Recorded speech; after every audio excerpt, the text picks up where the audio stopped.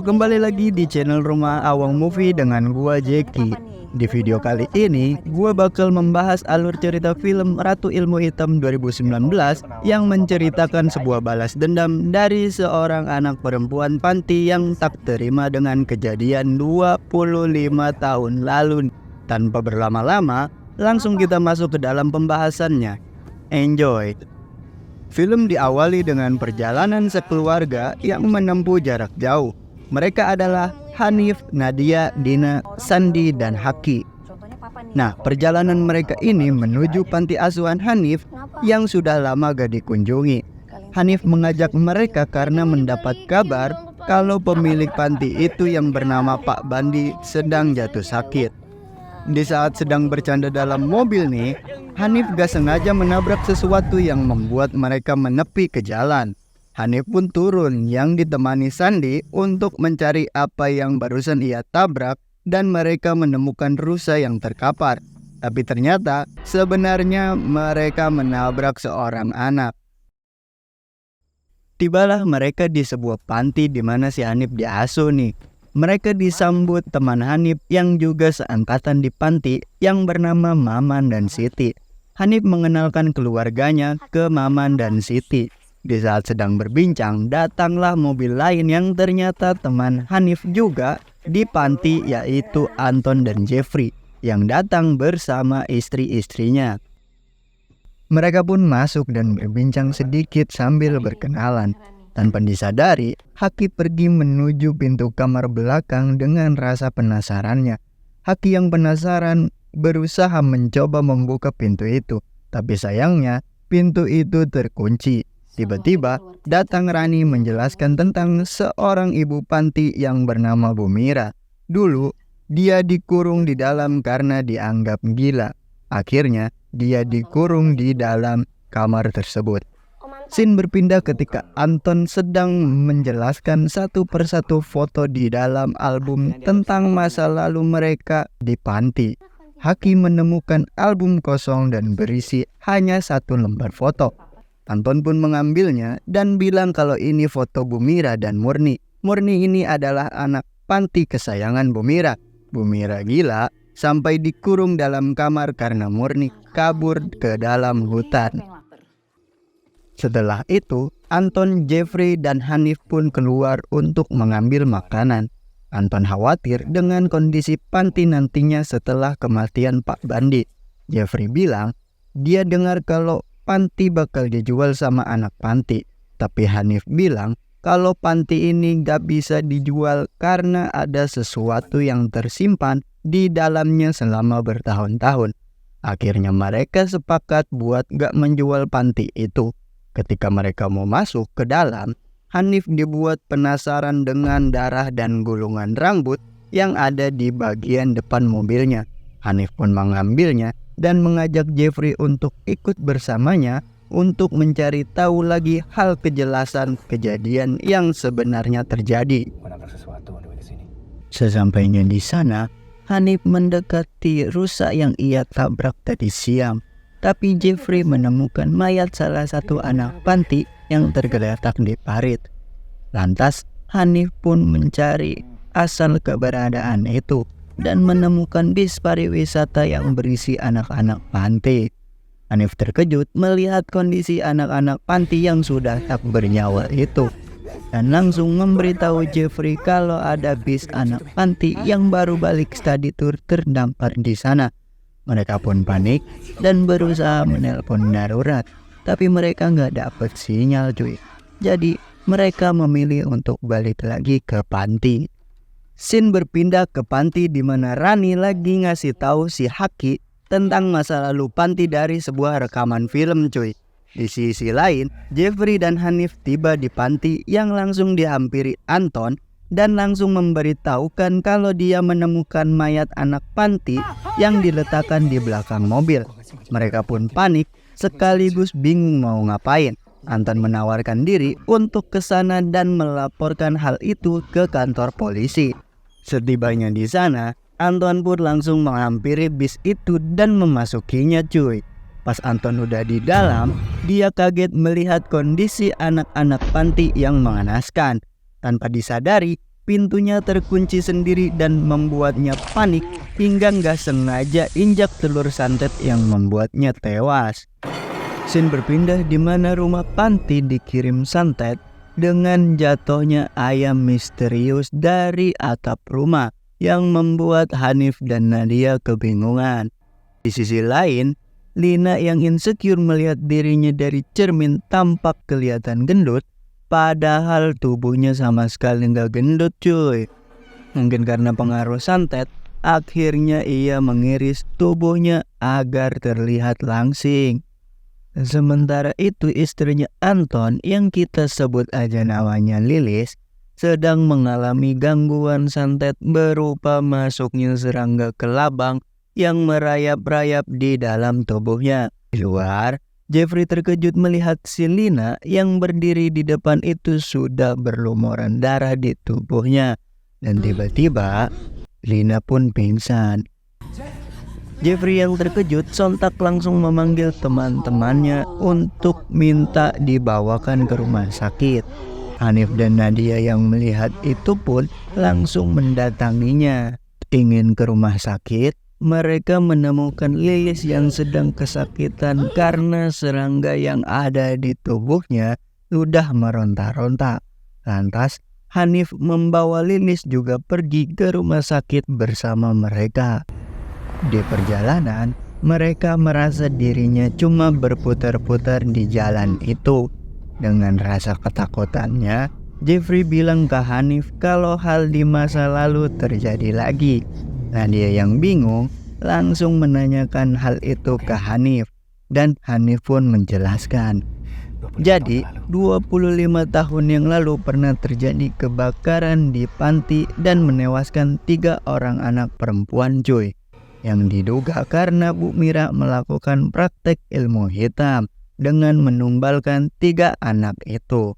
Hanif, Jeffrey, dan Anton yang merasa takut pun berusaha lari, tapi sayangnya usaha mereka gagal karena dia seperti berputar-putar terus ke panti lagi. Akhirnya Pak Bandi menangkap Bu Mira dan dibantu mereka untuk mengurungnya di kamar belakang, yang membuat Bu Mira teriak dan memukul pintu dengan kepalanya hingga pecah.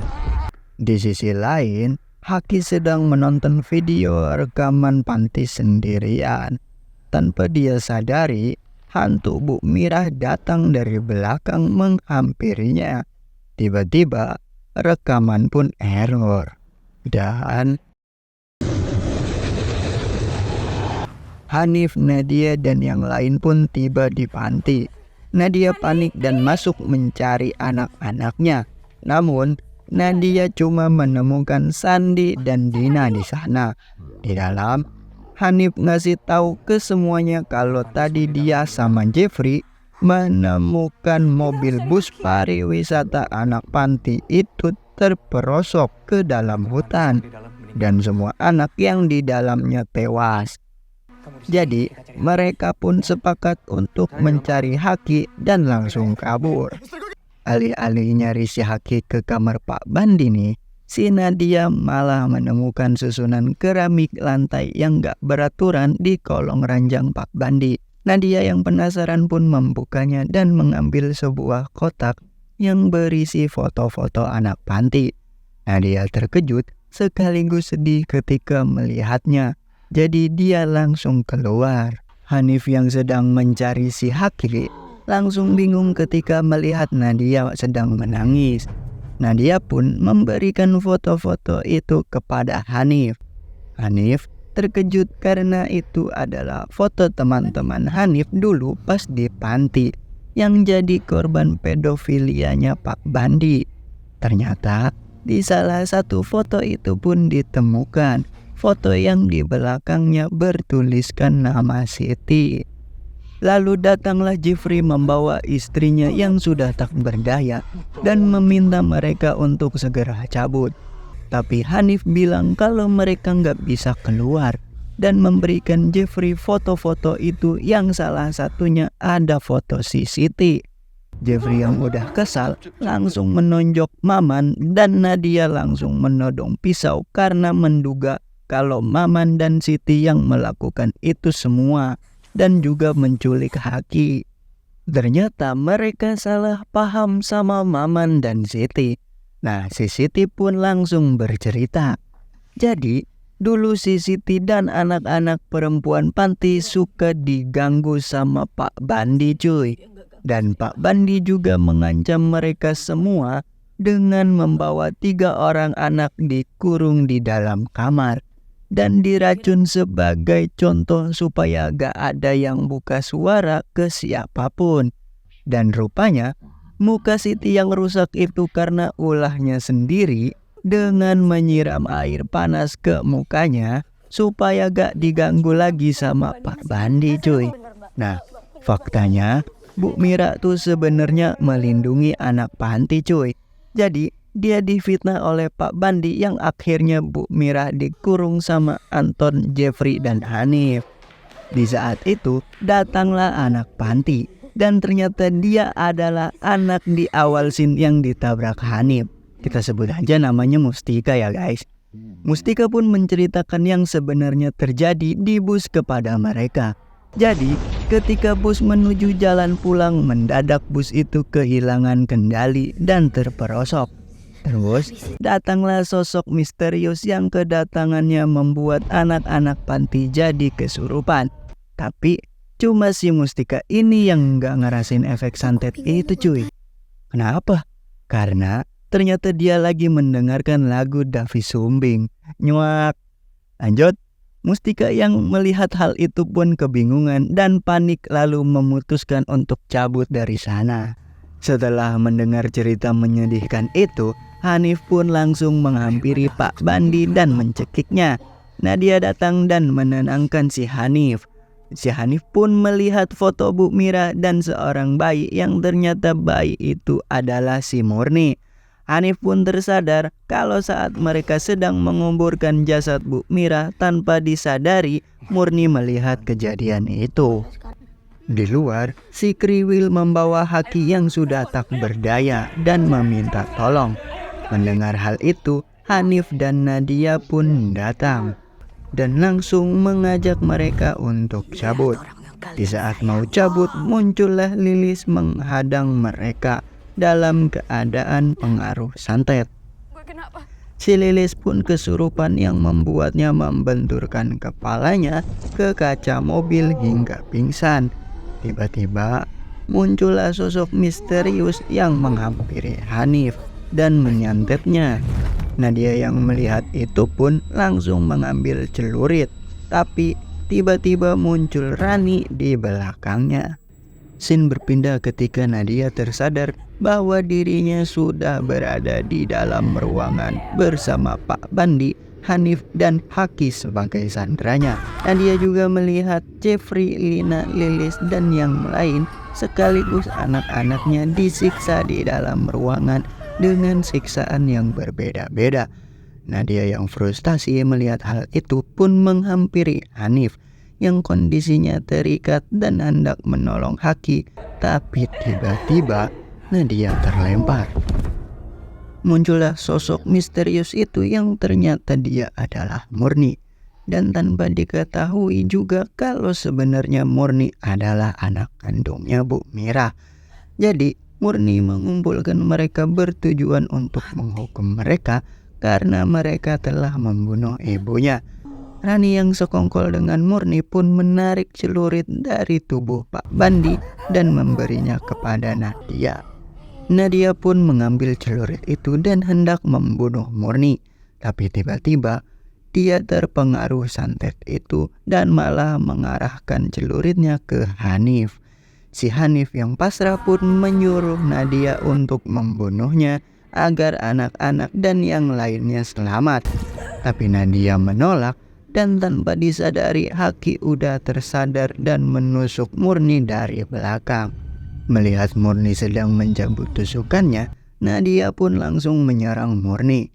Rani yang melihat itu langsung menyerang Nadia, tapi Hanif gak tinggal diam dan melerainya. Dikiranya si Murni ini udah tewas, ternyata dia masih hidup dan memasang kembali kepalanya seperti mainan Lego. Saat Murni murka dan hendak membunuh mereka, Nadia pun langsung melempar sebuah lilin yang membakar Murni dan Pak Bandi di sana. Scene berpindah ke SD di mana Siti lagi nunggu Haki pulang sekolah. Jadi, setelah kejadian kelam tersebut, Siti dan Maman ditampung oleh keluarga Hanif untuk tinggal bersama di rumahnya. Selang beberapa menit, Nadia pun datang menjemput mereka. Setelah semuanya naik dan hendak pergi, Nadia melihat sosok Murni yang dikiranya sudah tewas setelah kejadian itu. Nadia yang penasaran pun keluar untuk melihatnya. Tapi ternyata tidak ada.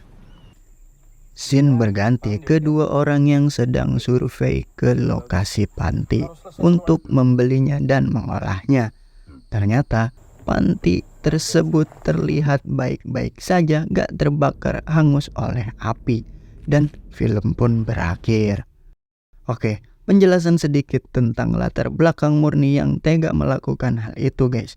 Jadi sebenarnya si Murni ini gak dibunuh oleh Bu Mira kayak yang diceritakan Anton, ataupun hilang di hutan kayak yang diceritakan Rani.